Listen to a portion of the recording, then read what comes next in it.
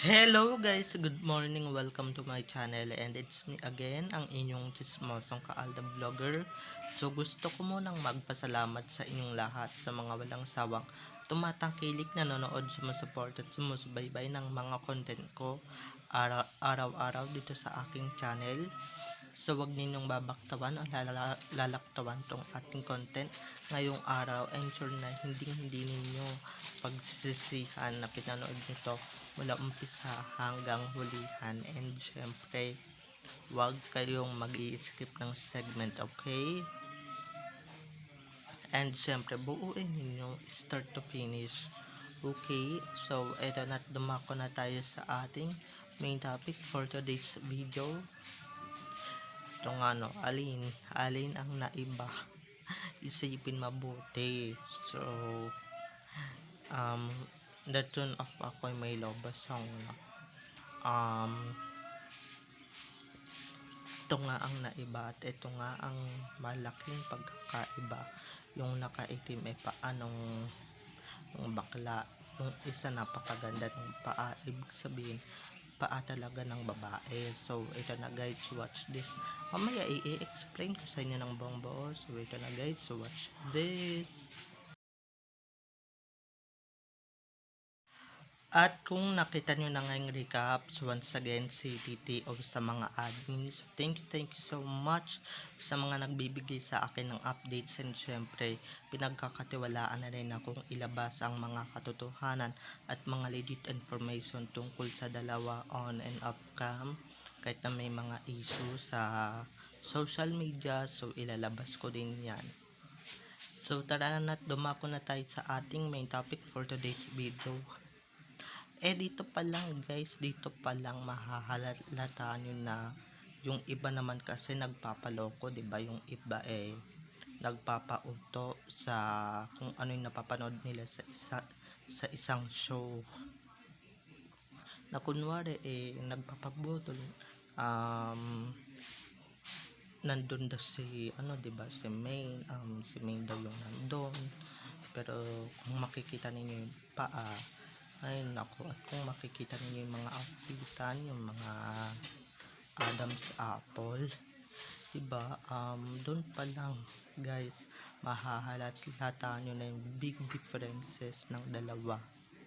Dahil yung isa social yung paa, and syempre social yung outfitan.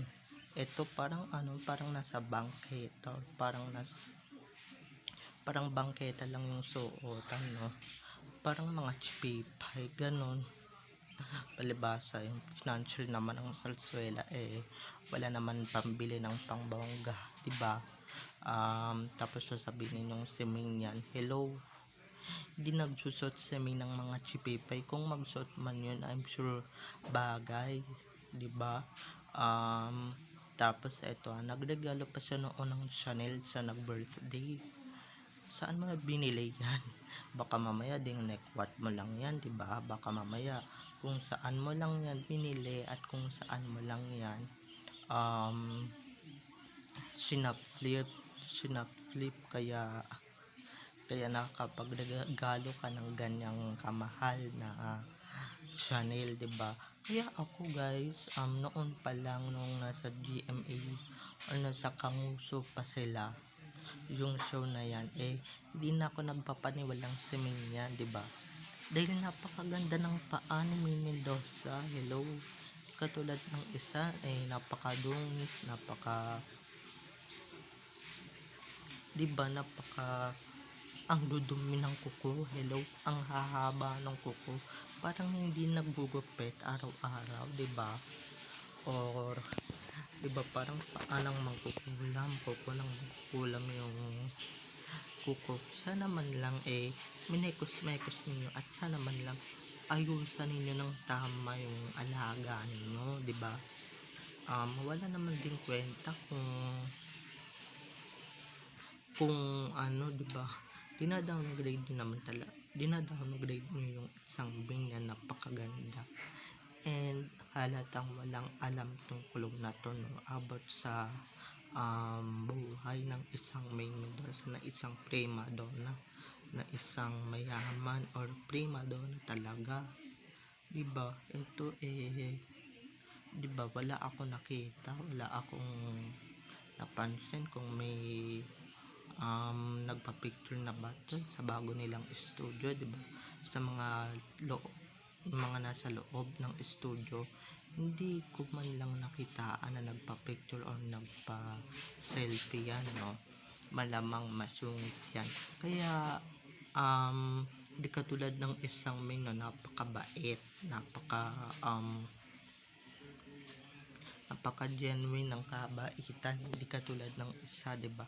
Kaya ayan ha, mapagko-compare natin sila. Kaya eto ha, sasabihin ko lang sa inyo, huwag kayong magpapaloko, huwag kayong magpapagago sa mga nakikita ninyo sa social media or sa talent show na 'di ba na alam niyo kasi marami kasing nagpapaloko na so ganito, ganito na pag nakita ninyong kamukha ni Min, sasabihin ninyo sa Min na agad yan. Tignan ninyo, iba yung boses pagka walang mic, 'di ba? Subukan ninyong pumasok sa studio na yan, diyan ninyo makikita, and guys, marirealize ninyo yung paa, yung mukha niya, yung kung ano mang parte ng katawan meron siya. Diyan ninyo makikita na hindi si Main yan, at hindi yan si Main, at hindi niya ugali guys na hindi mamansin, 'di ba? Kahit maglakad siya, halatang halata na hindi siya si Main, dahil si Main may poise maglakad at may poise. Eto, walang kapoise-poise, hindi man lang inaaral, hindi man lang nag-aral, hindi man lang pinanood or nanood ng mga video ni Main Mendoza para paano magkikilos, 'di ba? Yung kilos niya, kilos barako kilos lalaki, 'di ba? Eto sa tuloy lang tayo, bali nang mabasa ko dito. Pero tuloy naman talaga na kilos lalaki talaga yan, yung clone na yan. Kaya yung iba dyan, yung mga subscribers ko, yung iba sa inyo alam kong hindi naniniwala na hindi si Min yun, pero maniwala na kayo, okay? Dahil ito pa lang big differences na, and guys, hello, napakadudumi siguro ng mga ngipin nitong lalaking to, no? Dahil nga hindi nagsisipilyo. Yung isang may napakaputi ng kilikili or napakaputi ng ngipin, and yung isa guys, yung nabanggit ko about sa ngipin, talagang mapagkukumpare mo siya at ikukumpara mo siya talaga ng bonggang-bongga, na yung isa malinis yung ngipin, yung isa parang hindi nagpapagaok na ngipin, 'di ba? Hindi nagpapalinis ng ngipin. Ay, palibasa, iba nga pala yung Main Mendoza na kilala natin. Yung Main Mendoza na kilala natin, lahat sponsor, lahat yan 'di ba, pinagkakatiwalaan siya. Ito siguro wala ang kumukuha sa kanyang, pwedeng mag-sponsor sa kanya ng, 'di ba, ng ngipin or pagpalinis ng ngipin, pati kilikili guys, 'di ba? Ito lang ang sasabihin ko, pinalaos niya yung isang or yung pangalan ni Main, 'di ba? Dahil sa panggagamit niya or wawalang hiya niya. Kaya yung mga nanggagamit or gumagawa kay Main, ito lang sabihin ko, hindi kayo magtatagumpay at hindi kayo magtatagumpay sa mga balak ninyo, okay? Kaya bago tayo magpaalam ha, dire-diretso na natin to. Marami talagang pagkukumpara yan, at hindi ako nagkukumpara, nagsasabi lang ako ng totoo. Nagsasabi lang ako kung ano yung mga differences ng tunay na Main at sa peking Main, 'di ba? Kung hindi ba naman kayo tanga-tanga at hindi pa naman kayo susunga-sunga, 'di ba?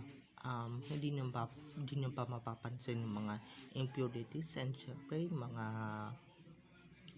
flaws na itong lalaking to kaysa dito sa tunay na May, diba? At ito nga no, halatang halata na hindi siya marunong mag-host, diba?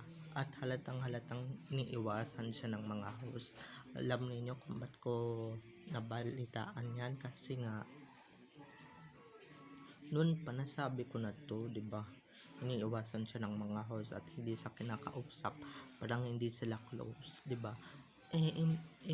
Isang May Mendoza, naku, todo kausap, todo daldal, diba? So, bye-bye na mga ka-ADN, I love you all. So, kung hindi pa kayo nagsusubscribe dito sa aking channel, mag-subscribe na kayo, ha? At pindutin ninyo yung notification bell para ma-notified kayo sa mga susunod ko pang mga upload na mga video patungkol kay na May Mendoza and Alden Richards. Okay, so babay na mga ka-EDN, I love you all, have a nice day, keep safe, and God bless, bye bye.